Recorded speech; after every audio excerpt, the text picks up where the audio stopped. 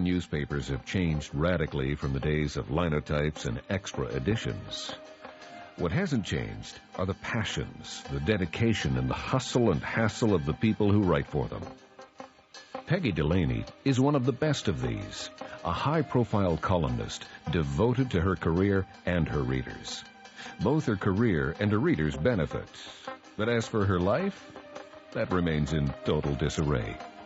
There are parallels between her own story and the drama, puzzles, and questions that lie behind her headlines. Episode 1 of Peggy Delaney by James W. Nichol. Identity Crisis, starring Kyra Harper as Peggy. Hello there. You've reached Peggy Delaney, Toronto Tribune. If you have something confidential you want to pass on, just leave your name and number. The walls have to be yours. I'll get back to you. If you're calling to give me fulsome, unqualified praise for my columns, please feel free now.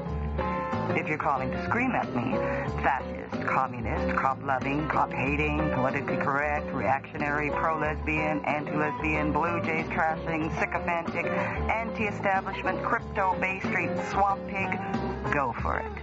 After all, this is a quasi-democracy. Hey, Peggy. Hi there, Nick. Oh, I'm dead. What time did you leave last night? Midnight. Chicken. Yeah, well, that's what I like about you, consistency. You always write a first-rate column, and you're always the last to leave any party. Why is it I get the feeling that isn't a compliment? For the same reason I'm reduced to drinking ginger ale, I guess. I've been there. Afternoon, Peggy. That was quite the time you people were having last night. Newspaper people are all nuts. Oh, you bet. So, what can I get you? Just a coffee. Coming right up. What are you saying, Nick? I drink too much? Are you going to slug me? No. I just don't want to see you fall off that particular cliff, that's all. It's wrecked a few careers, hasn't it? Yeah, well, I'm fine, Nick. Really. I am. I appreciate your concern, though. And by the way, Mr. Bauer, your career is not wrecked. It's just stalled. We're both reporters. We both like the truth. I'm a 60-year-old ex-drunk who used to be a foreign correspondent for some of the best newspapers in the world, holding on to a city reporter's job on the Toronto Tribune by my fingernails. So listen to me for just 1 second. You're a high-flying columnist, and you've got a reputation to maintain as the toughest broad on the block. Don't let it kill you. End of subject. Okay. I hear you. Thanks. I guess. Too pushy? You're my friend. That's right. So, have you called her yet? Who? You know who. The person you've been talking about for the last 2 weeks. I'm waiting for the right time.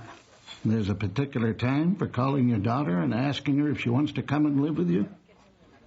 How old is Amber? 14? Uh-huh. Well, the thing is, all her friends are in East Van, and her dad and stepmom. She's lived in Vancouver all her life, so I don't know. It was just a thought, really. I mean, that she could move here for a school term and live with me.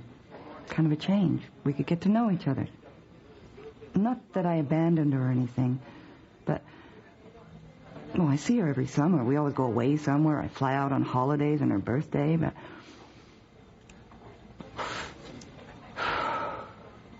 But she knows, and I know. My career was always first. I mean, she never says. But she has to hate me, don't you think? Somewhere down deep inside. Don't you think? I guess I feel really guilty about everything, and I don't really know what to do about it. I just know I want to do something before she's completely grown up. I'm afraid she gets to know me, I mean, really gets to know me, I'll screw it all up. Oh. Poor Nick. Aren't you glad you asked? I'd like to meet him. Yeah, well, you will. It's just, it has to be the right time. 1 coffee for Ms. Peggy Delaney. Thanks a heap, Charlie. Anytime. Jesus, look at my hand shake. Mm-hmm. It's stress. This job is going to kill me. I'm way behind. I have another deadline tomorrow. I don't have an idea in my head. How about in your files? I have tons of files. It's all background stuff. I need a kicker. One of the cops at 52, one of my friendlies. Mm-hmm. You don't have any friendlies, do you? Well, hates my guts. Yeah, anyway. Something happened last night in Boys Town, Church and Wellesley. Mm-hmm. Just a 2-liner for the Metro News page, but maybe you could use it as a kicker into something. Into what? Well, how about into what you just said? Hate.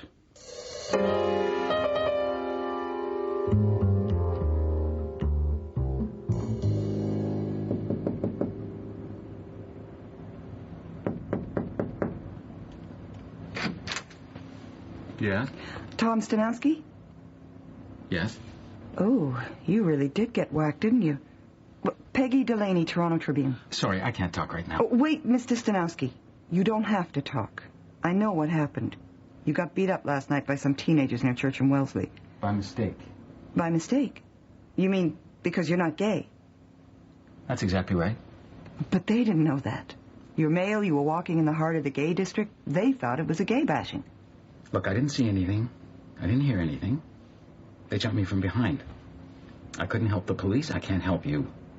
And I sure as hell don't want my name all over the paper. I'm not anti-gay. I'm just not gay. There's no story. You know that old saw about man bites dog? What about it? That's what this is. That's the point. The fact that you're not gay. It puts a fresh spin on things. It's sure to catch people's interest, well, at least for a split second. And then I can say what I want to say. Which is? I want to write about the kids. Why they do this sort of thing. You've had a terrifying close-up experience, obviously. Maybe you saw something in their faces. I didn't see their faces. But what possesses these kids? Do we inject them with some kind of poison? Is our society that homophobic? Are they scared about something? Are they just stupid? I thought maybe you'd help me. By letting you use my name in your column? Not if you don't want me to. I don't. Fair enough. Then it's strictly off the record. I promise. I give you my word. You want to write a dissertation on gay bashing? Not a dissertation. Just a typical Peggy Delaney rant.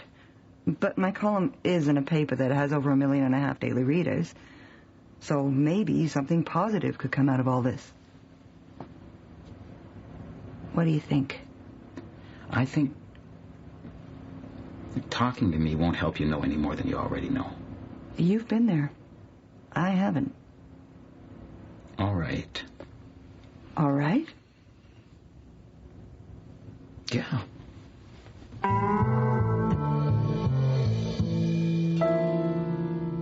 You have a nice view up here, Tom. I suppose. After a while, you take it for granted. On a clear day, you can see the lake. It's too smoggy today. Yeah. Wow. You must be a big sports fan. Look at all these kids' pictures. Hockey teams, basketball teams, football. And that's why I wanted to ask you in. I wanted to explain. What? My situation, why I have to be so... I'm a teacher. I coach. Oh? Oh, Tom Stanowski. Now I remember. I thought your name was familiar somehow. Ossington Tech. You won all the championships. Well, not all of them. Some of them. These are mostly championship teams. Your name's already been in the papers. Metro high school sports lots of times. Not this way. Okay, so let me get this clear. You're saying... I'm saying if my kids got wind of what happened, if they became even slightly suspicious that I might be gay... Teenage boys are really weird around this issue. Believe me, I couldn't do my job anymore. Really? You're telling me that a gay teacher can't teach boys? Young men? How old are these kids anyway? Well, 16, 17, up to 20 in some cases. So they're not exactly kids. No. But I'm sure there's lots of gay teachers. They might not go around advertising it. I coach, which means lots of emotion, closeness, lots of heart-to-heart talks. Kids look up to their coaches. I'm a surrogate dad for half of them. They talk to me about all kinds of problems. And then there's the locker rooms. Showers. I don't have to draw you a picture, do I? I've never thought about it that way. Why should you? I can tell you, no school wants to think about it that way. As far as they're concerned, all their gym teachers are straight, and please change the subject. As for parents, most of them are hysterical these days anyway. Any whisper about a faggy gym teacher, it would be... Untenable? Untenable. That's a good word for it. Now, that could only be Lewis. Excuse me. Sure. Hey, Coach. Oh, look at you. Man, ouch. Yeah, Lewis. I'm busy right now. Pepe said he saw you this morning. He said you were all messed up. You're okay, though, eh? Oh, hi. Hi. Lewis, this is, Peggy. Hi again. Hi again to you, Lewis. What do you want, Lewis? Well, what happened? I was in a friend's car last night, blindsided. Man. Yeah, the idiot in the other car, he went right through a stop sign. So, look, Lewis, I'll talk to you some other... Yeah, but practice tonight, Coach? We start playoffs next week, right? Right. Well, then why are you even asking? Of course. The man. He's the man. So get out of here. I'll talk to you later. Okay. Coach, I just want to say one thing. What? I'm impressed. Nice meeting you, Peggy. Nice meeting you, Lewis. Out. Okay, Coach, I'm gone.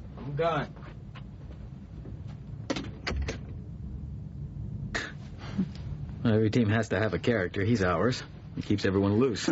He seems to think that you and I are... I know. Well, that's just how their minds work. You are fast on your feet. What? The lie. Yeah. Sickening, wasn't it? Tom, is it possible to get jumped by 3 kids and not see anything? You must have caught sight of at least one face. No. It happened too fast. I was down on the ground and... Well, what did they say to you? What did they say? They yelled every filthy thing at me you might guess they'd yell. And then some. The power. The energy they were giving off was enormous. Terrifying. Just hate. Pure hatred. Did you think you might be killed? Yes. It's all perception. What is? A homosexual coach. No matter the reality of his conduct, impeccable, professional, there's no defense against what people might say or imagine. Is there?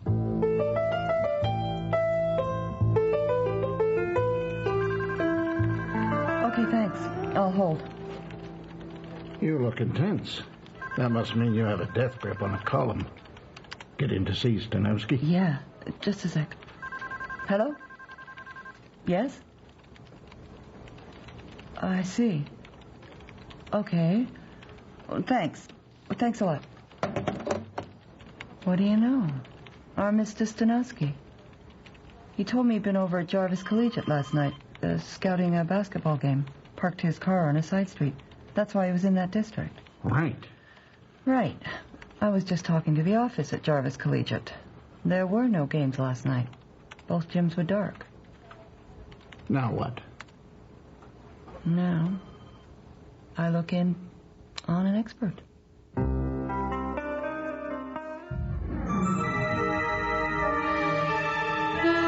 XM Sonic Theater, Detective Stories.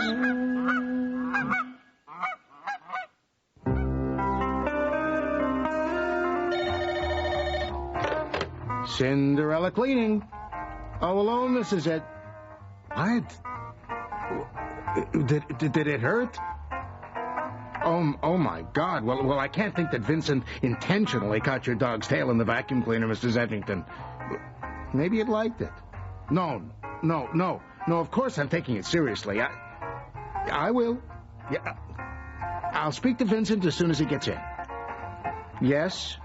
Yeah, I'm so sorry. Okay, and give Spanky a pat better for me. Yes. I will. Yes, bye. Oh, Lord, look who just fell through the door. Hi, Bernie. Why do you insist on wearing that disgusting motorcycle jacket? And what's with the plastic earrings? Oh, shut up. Ooh, what have you got on under there? A silk blouse? Ooh, and tailored slacks. You look like a Bloor Street matron auditioning for a remake of The Wild One. Ha, ha. Other than that, you look great. So, how have you been? Okay, how have you been? Depressed. Can you imagine someone just opened up a topless cleaning service? How am I supposed to compete with that? Bottomless? Let me think about that.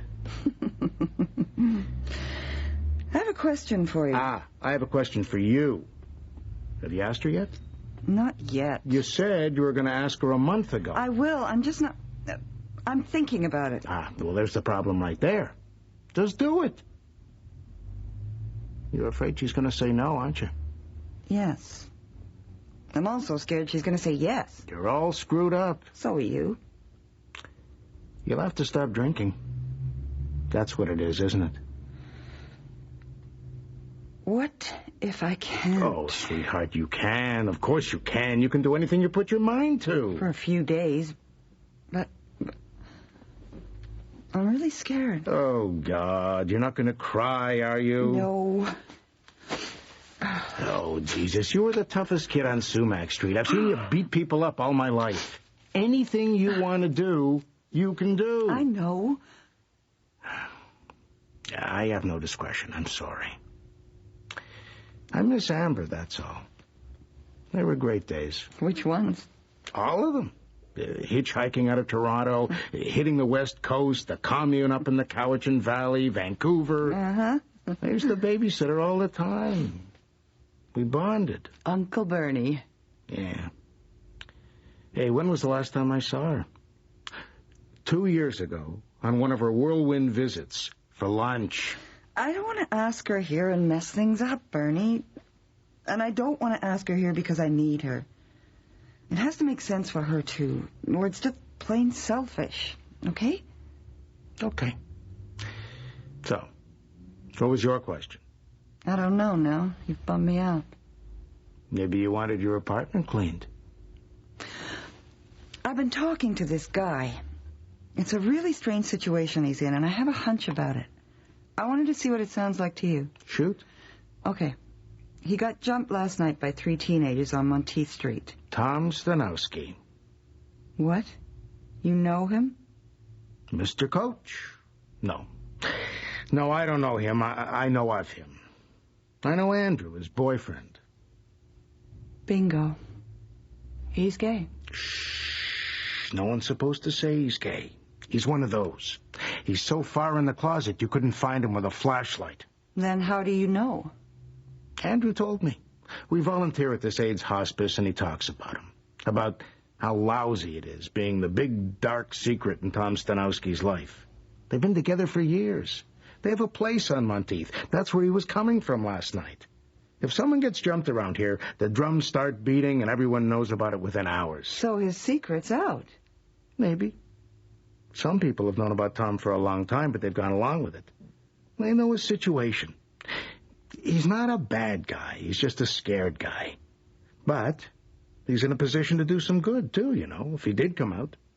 He thinks it would ruin him. Well, of course he does. We're all freaks and queers, aren't we? Despicable human beings. And every guy in the closet confirms to Mr. and Mrs. John Q. Public that that's true. We are ashamed. He wants me to write about it. Well, that's why he talked to me. About what? Gay bashing. But leave him out of it? Yes. There's a certain group of people around here. They do outings. They've got a hold of this now. Andrew's out of his mind with worry.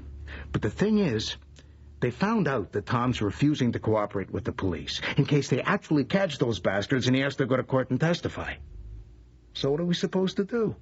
Everyone just keeps quiet because Tom wants it that way and lets these idiot children come in here and bash us around with baseball bats every time they feel like it because they know they can get away with it.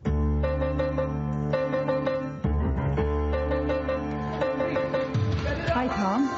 Oh. Hi. That's it. I suppose you've told your whole team by now, have you? What? About the car accident? Oh, yeah. Right. Look, I'm busy and I don't have anything more to say anyway, so if you'll excuse me... I just came to tell you, I spoke to Bernie Snyderman today. Bernie Oh. Do you know him? I think I know of him. He's a friend of Andrew's. Jesus. A lot of people are upset with you, Tom. I know. Hey, tell the truth now. You're Scott from the Raptors, right? Don't you wish. Hi, Louis. Hi. Just keeping a close eye on the coach end? You could say that. The practice isn't over, Louis. Coach, can we scrimmage now? We've only got 20 minutes left. Yes, you run it. I want to talk to Peggy. Can I have your whistle?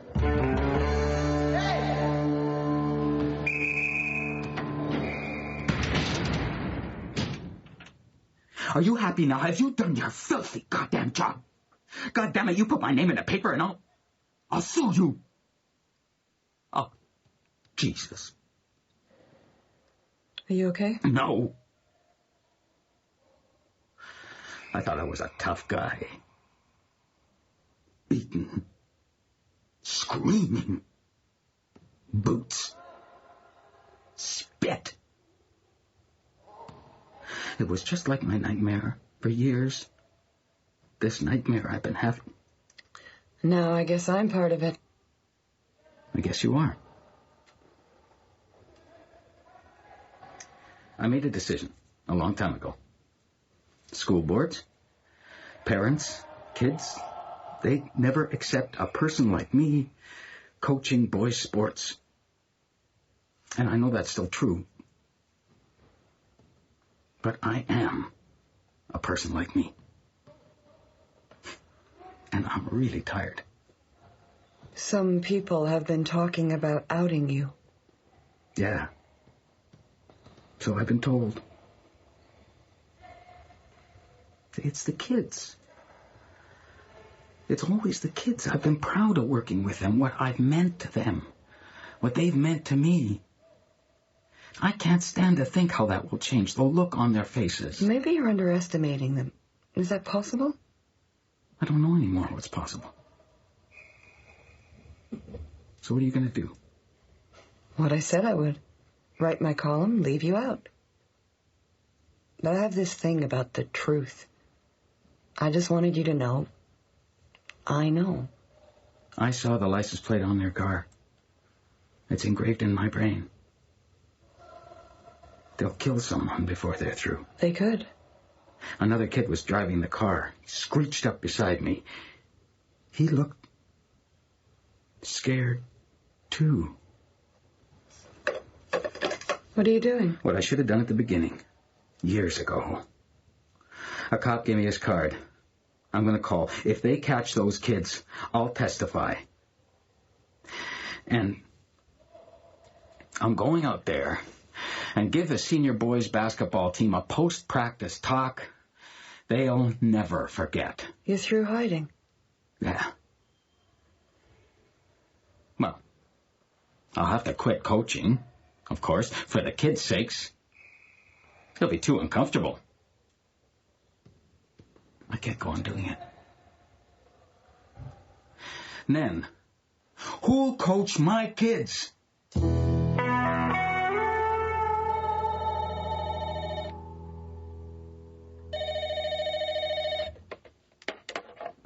Hello? Hi. Hi, honey. Mom? It's not Sunday, you know. I know, but I've been thinking. I should have asked you this a long time before. You don't suppose you'd like to come to Toronto and live with me for a school term, would you? What? I said, do you think... No, I heard. just like you to make the decision and not talk to me at all. But I am. That's why I'm calling. You never think about anybody but yourself. I can't just make up my mind like this. I'm not asking you to. When? Well, whenever you want to. Like a new school, you mean? New kids? Living with you? Just for a few months. I really would like it. Would like you with me, here, for a little while. I really would. You would? Yes. I would. I have to think about it. Of course you do. Why now? Is it too late? I don't know. For a whole school term? If that's okay with you. I have a boyfriend, you know. I didn't know that. Well, he's kind of stupid. Come to Toronto, then. Would you? I have to think about it. I know.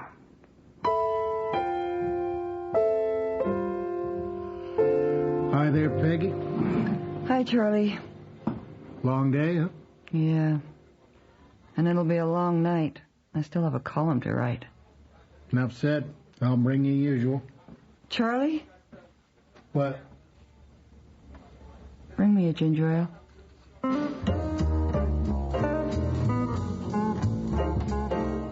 You've been listening to Identity Crisis, Episode 1 of our new series, Peggy Delaney, by James W. Nichol, and starring Kyra Harper in the title role. The others in the cast were John Stalker as Bernie, John Winston Carroll as Nick, Bill Colgate as Charlie, Thomas Hoff as Tom, Jason Burke as Lewis, and Katerina Scarsone as Amber. The music was composed and conducted by Milan Kimlicka and performed by David Young, Bruce Harvey, Kevin McKenzie, and Rick Whitelaw. The recording engineer was Janice Bayer. Sound effects were by Anton Zavo. Nancy Dow was the associate producer. The program was produced and directed in Toronto by Bill Howell, the executive producer of the Mystery Project.